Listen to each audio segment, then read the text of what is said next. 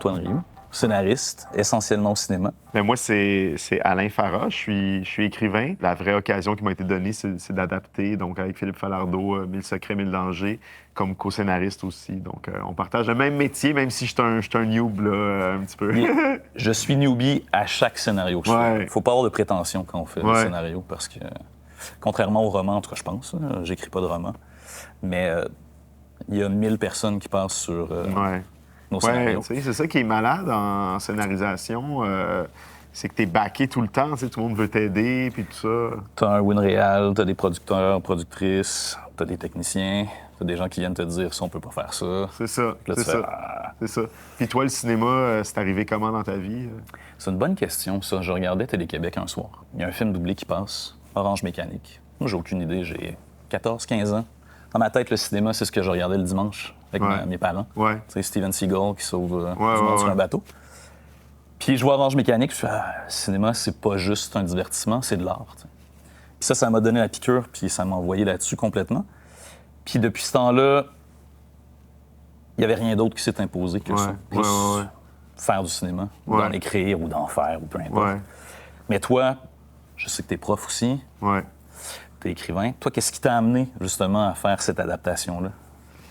Ben, c'est un peu... J'ai comme envie de te dire qu'on part du même endroit, c'est-à-dire un kid devant une télé, là. Classique. C'est ça, parce que la culture chez nous, c'est pas quelque chose qui était très présent. On traînait beaucoup au centre-ville de Montréal, puis il y avait un endroit qui s'appelait le Palace, qui était un cinéma à rabais pour 2 piastres. Tu peux voir les films dont les bobines commencent à avoir vieilli un peu, tout ça. Fait qu'à 14 ans comme toi, je me suis ramassé, puis c'est pas un Kubrick, mais c'était un Tarantino. Pulp Fiction en 94. Puis tu sors de là, puis tu te dis, ben je sais pas trop qu'est-ce que je viens de vivre, mais je veux que ma vie, ce soit ça. Puis tu parlais du fait que je sois prof, puis tout ça, ben j'ai publié comme assez vite, au début de la vingtaine. Et puis, bizarrement, c'est toujours la question politique qui m'a intéressé, mais en littérature. Donc, qu'est-ce que ça veut dire être un artiste engagé? C'est quoi l'avant-garde? Tout ça.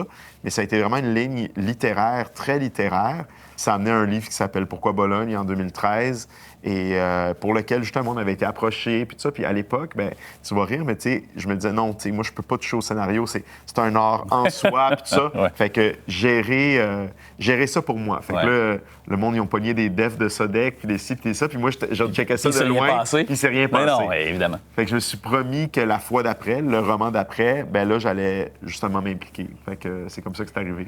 Mais c'est vrai que, oui, c'est une forme d'art en soi, la scénarisation, mais c'est vrai qu'on a une perception, même l'écriture de romans, on a une perception que c'est des trucs qui sont pas accessibles.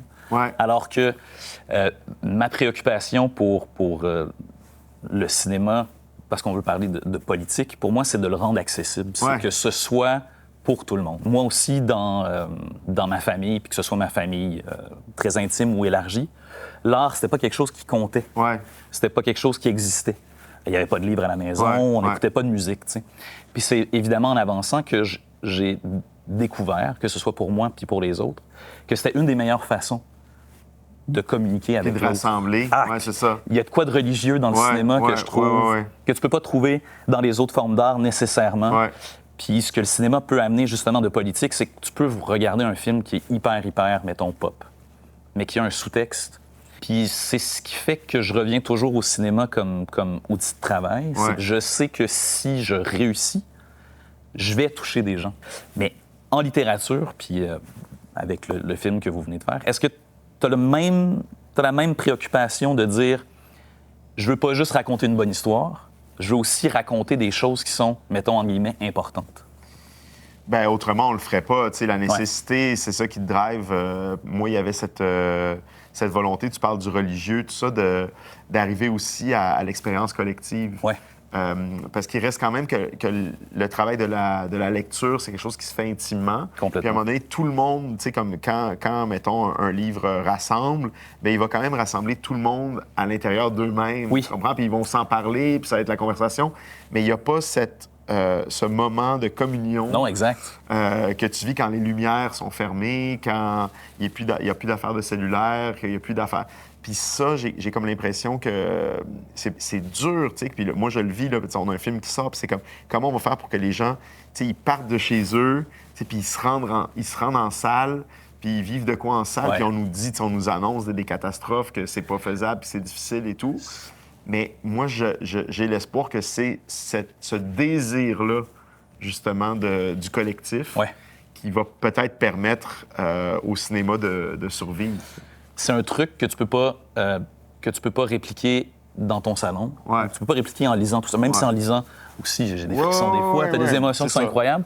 Mais le fait que tu sois avec des gens que tu connaisses absolument pas, exact. c'est ça qui est extraordinaire. Puis je sais que vous avez eu votre première à Toronto récemment.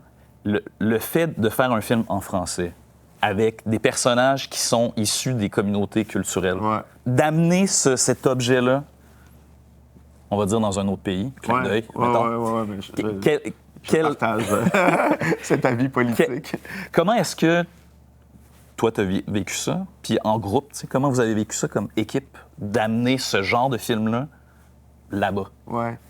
Bien, tu sais que c'est une expérience en temps réel de la puissance, justement, du cinéma, parce que ça nous dépasse. Ouais. Ça dépasse ce que Philippe puis moi, on a écrit. Ça dépasse ce que la prod a fait advenir.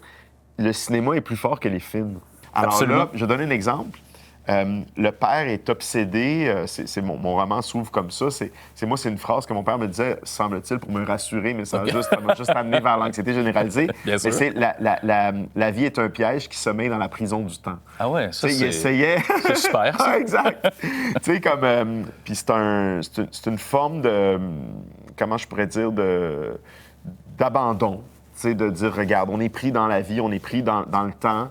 Puis, tu sais, profitons. Puis en même temps, il y a un truc qui nous dépasse. Oui, c'est ça, exact. Ouais. Mais tu vois, genre, cette phrase-là, on n'a jamais pensé qu'elle pouvait amener une foule à s'esclaffer. OK. Dans la sensibilité anglo-saxonne, tu sais, avec une capacité d'ironie, tout ça, ils ont fait « Hey, man, là, ça va mal. » Puis là, ils en rajoutent. « Hey, là, le monde, Philippe et moi, on était là, on se regardait, on était comme « Y a-tu un bug, ces sous-titres ou quelque chose? » tu sais. Mais toutes ces choses-là, c'est de l'événement. Ouais. Puis il y a ces événements d'origine dont tu parles, le kid devant le Kubrick ou le kid devant le Tarantino. Puis après, comme d'être drivé par cette volonté-là d'avoir de l'événement. Puis en politique, c'est ça qui nous manque. Mais on peut pas préparer les étincelles d'humanité qui vont surgir, puis qui surgissent constamment quand tu t'assois dans une salle, puis que tu regardes 1000 secrets, 1000 dangers. Ouais, ou Farador. Farador, écoute, c'est pas le même feeling que... Non, mais il y a cet ancrage-là, c'est-à-dire dans le plaisir aussi, dans le cinéma qui est une fête. Mais tu vois, c'est intéressant parce que tu as fait un choix hyper courageux, c'est celui d'être dans l'écriture, c'est-à-dire d'abord, tu sais, de métier. C'est-à-dire que... Puis tu vois, moi, c'est un truc où je me suis dit, il faut que ça soit plutôt l'enseignement qui soit le day job puis qui vienne amener le fuck you money, là, tu comprends? Puis il y a comme cette dynamique-là est vraiment intéressante, puis je la trouve beaucoup plus cruelle pour ceux qui, dans le fond, sont artistes, mais doivent, jusqu'à un certain point, gagner leur vie avec leur art, puis surtout dans le milieu de la scénarisation, tout ça, parce que comme tu dis, tout le monde s'en mêle, puis tout 100%. Ça. Fait qu'il y a quelque chose de l'ordre de... Ben, tu sais, c'est ton Alex, tu sais, comme strappé sur sa chaise. J'ai les yeux ouverts, puis OK, c'est ça qu'ils ont fait à mon bébé, tu sais. Exact. Tu sais, fait qu'il y a quelque chose de... Tu sais, alors que moi, j'ai signé le pacte avec Marcellus, tu comprends? Tu sais, comme j'ai la valise, tu sais, bien dorée. Wow. Mais, tu sais, j'ai comme peur en même temps de finir dans le petit sous-sol puis que Z me veuille du mal, là, tu comprends? En même temps, si c'est moi qui est là, avec la petite paddle, ça se peut que ça se passe bien. Ouais, je suis pas sûr. Hey, merci, man. Un plaisir. Je sais pas si j'aurais le masque en cuir ou... Oh my God! Non. C'est des images qui me font peur, là, tu sais.